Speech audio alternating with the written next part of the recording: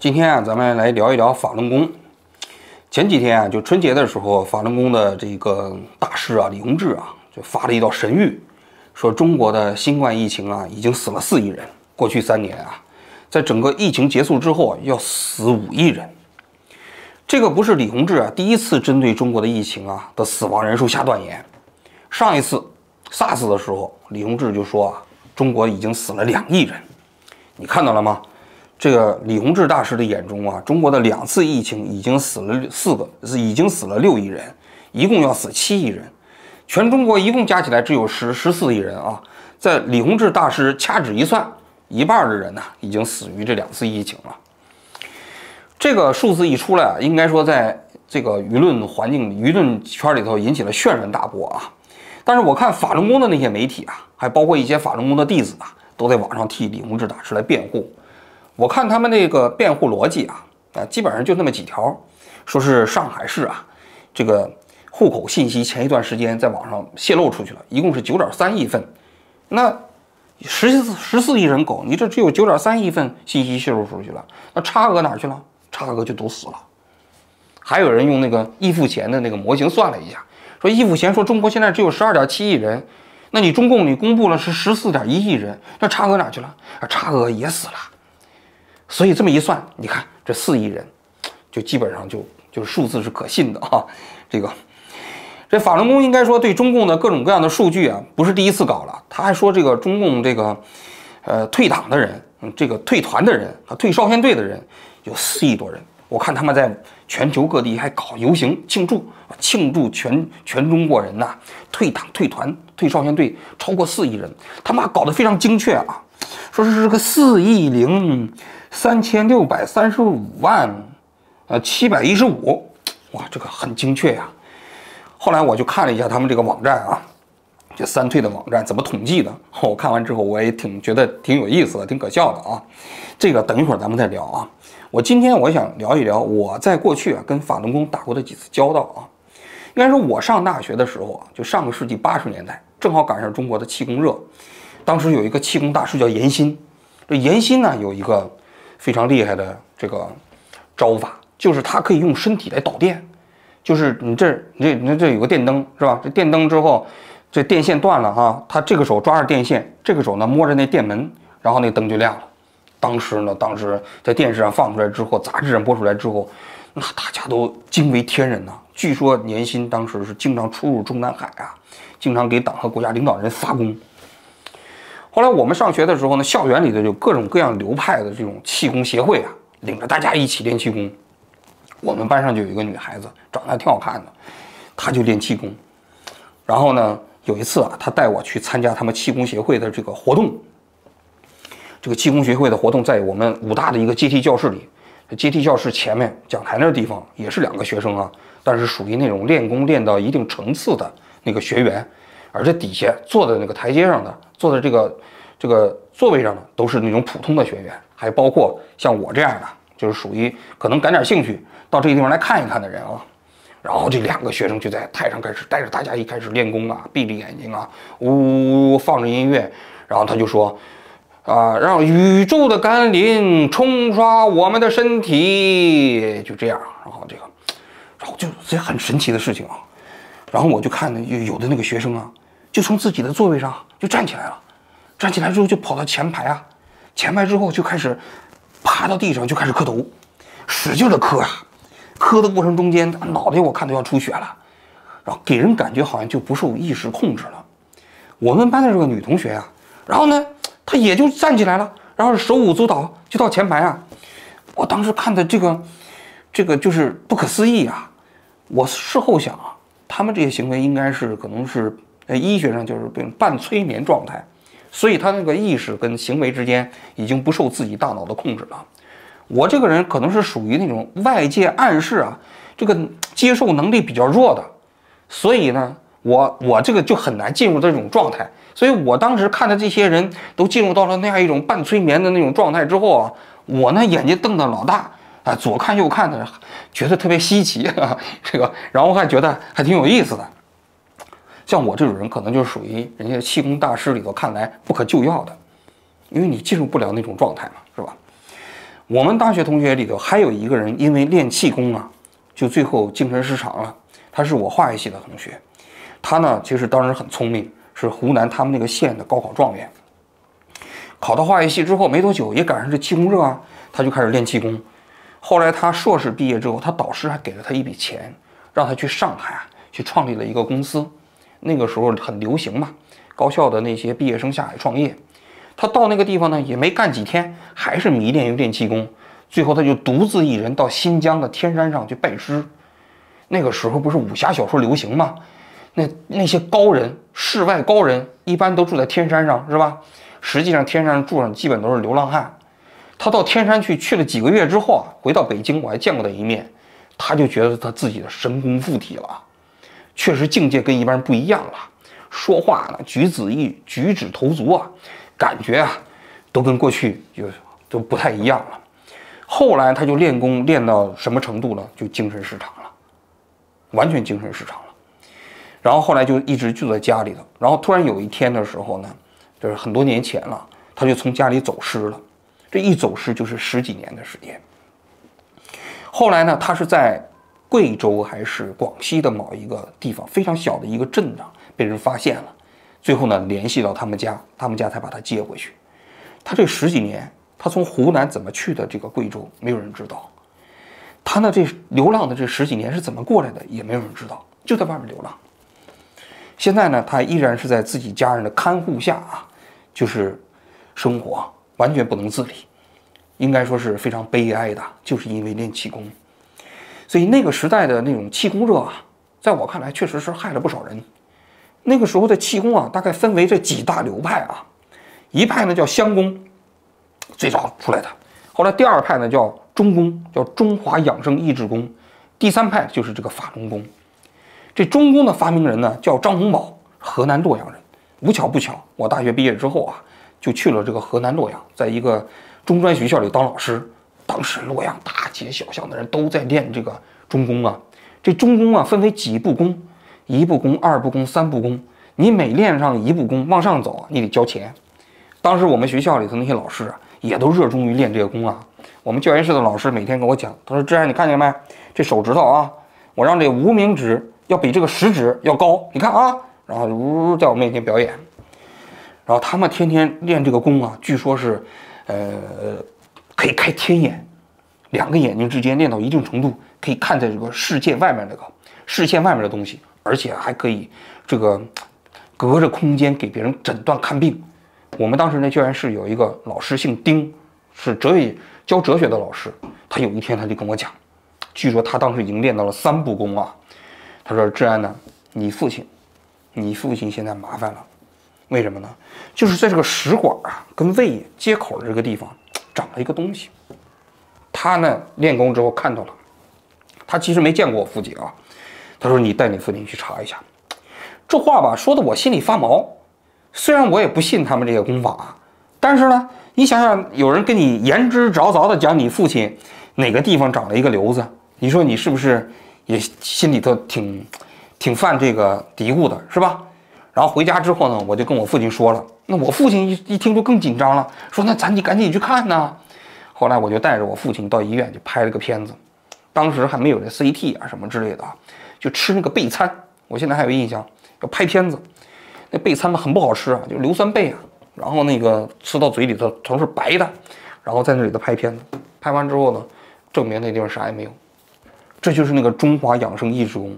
这张洪宝啊，后来从中国跑到了美国，跑到美国之后呢，他还打他们家保姆，然后呢被人告上法庭。最后呢，他在美国有一次啊，没多久跑到美国之后，好像是06年还是0几年，出了车祸。他和他的司机开着那个林肯轿车，在那个高速公路上跟了一辆大货车撞在了一起，最后呢就死了。他死的时候啊，据说是有1亿美金的财产，作为遗产啊，应该说这些年是敛了不少钱。这法轮功啊，当时是中功啊，这个是竞争者，但是后来居上。我父亲当时就练法轮功。当时啊，我已经离开洛阳了，在中央电视台工作。这过年回家的时候，我父亲就给我讲，他说他现在练这个法轮功。我就问他，这法轮功有什么用啊？我父亲说这有用啊，这练了法轮功以后啊，这以后啊得了病之后就不用打针，不用吃药，不用进医院了。这里有个背景啊，就我父亲呢，这个年纪大了嘛，也有一些慢性病，高血压、糖尿病，还有哮喘啊。这些病呢，应该说现代医学都没有什么根治的办法，只能一直吃药。再加上当年呢，正好赶上那个国企下岗潮，有那么几年呢，实际上我父亲的单位啊，对他们看病这个医药费报销的也不及时。确实，他们这些老年人呢，一方面有健康需求，另外一方面呢，看病啊又觉得有点贵。所以我父亲呢，一听说这个法轮功，这个可以不打针不吃药就能把病看好，非常非常热心，就天天去练这个法轮功。等我再回洛阳的时候，他就给我讲，现在功法日渐这个长进呢，现在已经练到什么程度了呢？就练到了可以开天眼了，也是这个2个眼睛中间啊，第3只眼睛可以开了。然后我就说，那怎么开天眼？他说我在北京做什么事情，他在洛阳能看见。我一听这个，这肯定是伪科学，对不对？就是说，我不管这一个人练什么功啊，我觉得有一个底线，就是说不能反制。所谓不能反制啊，你说现代医学给人看病吃药，这已经变成了我们这个社会中间的基本原则。如果你要是练着一个功法，你号召你自己的信众不去医院去看病，不去医院去打针吃药，那我觉得就是害人。那你想想，你高血压、糖尿病，如果你断药的话，那对身体的危害是非常大的。所以当时我就苦口婆心地劝我父亲，我说你不要练这东西，但是没用啊。后来是因为取缔法轮功了，我父亲因为是党员，这个党组织通知他说你再不能练法轮功了，他就信了，他就不练了，是吧？这是我跟法轮功打过的一些交道啊。后来正好我进中央电视台的时候，也赶上了这个反法轮功的这个社会上取缔法轮功啊，这个取缔法轮功的反法轮功报道我也参与过啊，我也亲眼见过那些法轮功的信众对取缔法轮功过程中间的那种抗拒态度，而且他们那种虔诚的那种态度啊，我见到之后，当时确实也挺这个震撼的，就是这个组织本身呢，对人的这个思想意识的那种控制程度啊，超乎我的想象。就是啊，他们把这个真善忍呐，包括这种不打针不吃药，对师傅的这种信任感呐，对这个上一级的这个师傅的信任感呐，这个确实我没见过。所以我觉得法轮功这个组织啊，就是以我自己对他的这个接触啊，他赶上了当年那种气功热的横行。整个中国的所有的气功热，我认为都属于伪科学。大家都知道这个司马南当年怎么成名呢？司马南当时成名就是跟何作修一起合作打伪气功。那个时候的所谓的伪气功啊，基本上就是反智主义的代表，都是宣传的各种各样的反智的东西，就是类似于这种不打针不吃药啊，然后还有神秘主义的那样一种东西啊，这是客观事实。也许法轮功啊离开中国之后，在全世界各地它有些变化啊，这个我没有特别了解啊。但是当年的法轮功在国内确实就是如此，它确实就是属于各种各样伪气功中间的一个流派。那么现如今怎么看这个组织啊？我个人觉得就是这4亿这数字啊，太荒唐，没有必要去跟他去论述这东西的真假。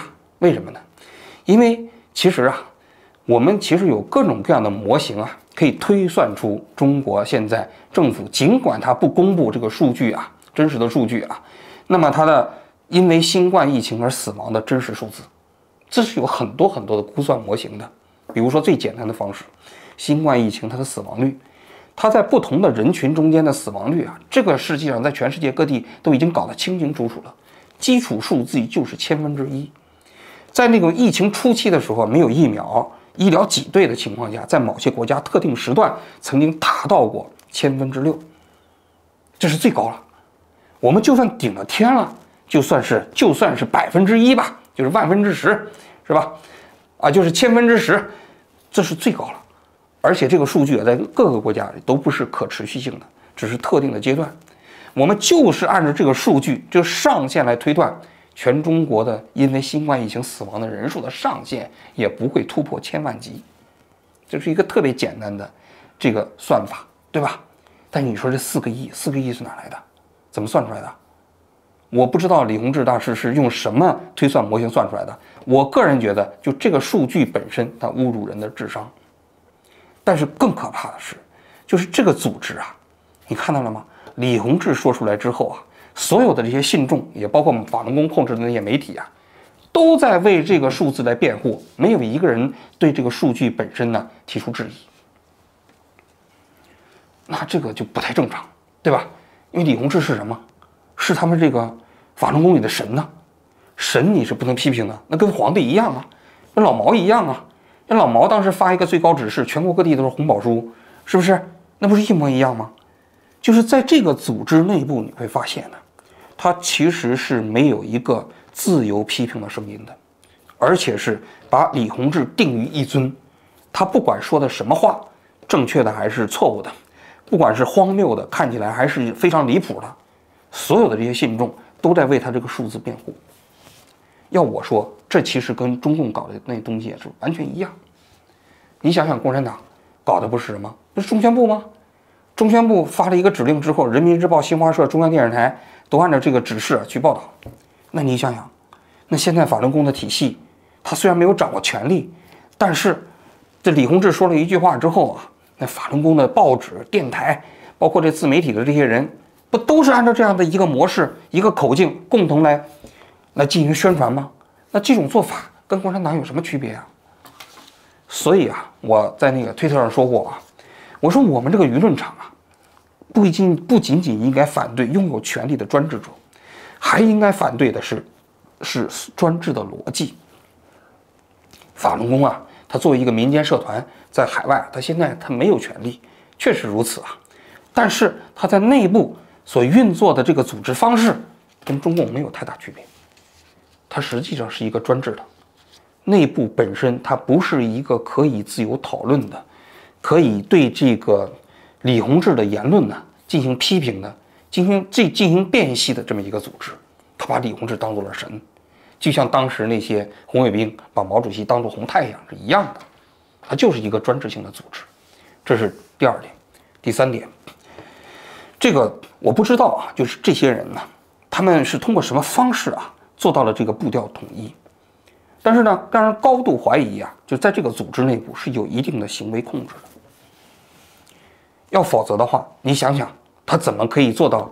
那李洪志说一句4亿人，然后其他人就都在那论述4亿的合理性呢，对吧？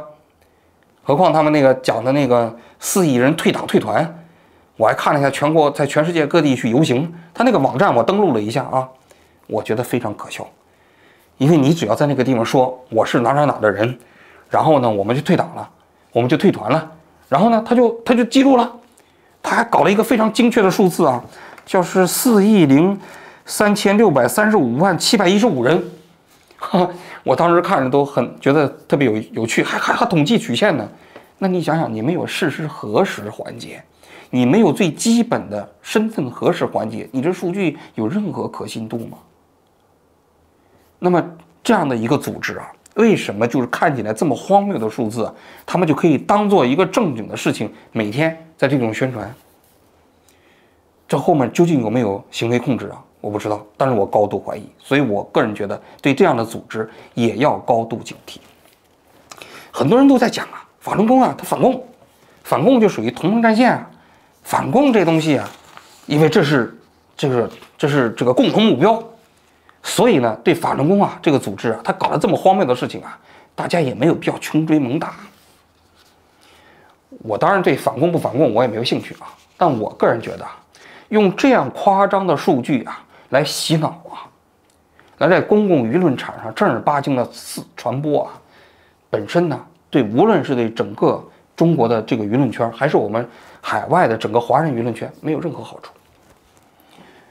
就算是你们用这种方式去反共，能成功吗？用造谣抹黑这种荒谬的数字的方式，能把共产党给搞倒？有帮助对这目标？我认为没有任何帮助。就算退1万步讲，你们用这种方式去把它搞倒了，那取而代之的是什么呀？那我觉得，那天天在报纸上宣传这些数字，跟共产党当年的亩产10万斤有什么区别呢？我觉得没有任何区别啊。所以当时我境内的朋友跟我讲啊，他说志安呐，他说我们当然都知道中共有各种各样的问题啊，他专制啊，独裁啊，他不愿意跟其他的人分享权利啊，你要想去跟他争取自由，他要打击你啊，把你抓起来啊。但有一点你别忘了，共产党是一个世俗组织，但是法轮功现在呈现出来这种状态啊，我不愿意把它称之为邪教啊，对吧？但是我觉得它至少给人感觉它不正常，很多人认为他们是精神病，在境内的很多人认为他们是精神病，就是这样一个组织。因为这样的一个数据，你跟任何一个境内的人去说，他们都会说这样数字的人是精神病。你要知道死7亿人是什么概念吗？如果一个国家里头在短时期内，如果死亡超过1/3的人，那就意味着有许许多多的村落，有许许多多的城市人就死绝了。我们现在你看到了吗？就是这么一个最基本的东西，他们就可以堂而皇之把它讲出来。要我说，可能从秦始皇开始到现在，全中国人因为疫情死的人数加起来够不够7亿都打个问号。他们说在过去的20年，从 SARS 到现在就死7亿人，这不是在侮辱人的智商吗？所以我觉得我不管什么政治目标啊，我也不管什么宗教团体、社会法人呢。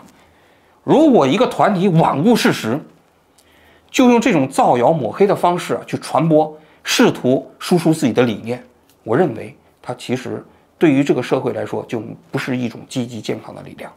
对这样的组织，它有可能获取权力要保持高度的警惕，甚至它对我们每个人价值观的传播都要保持高度的警惕。这就是我的看法，谢谢大家。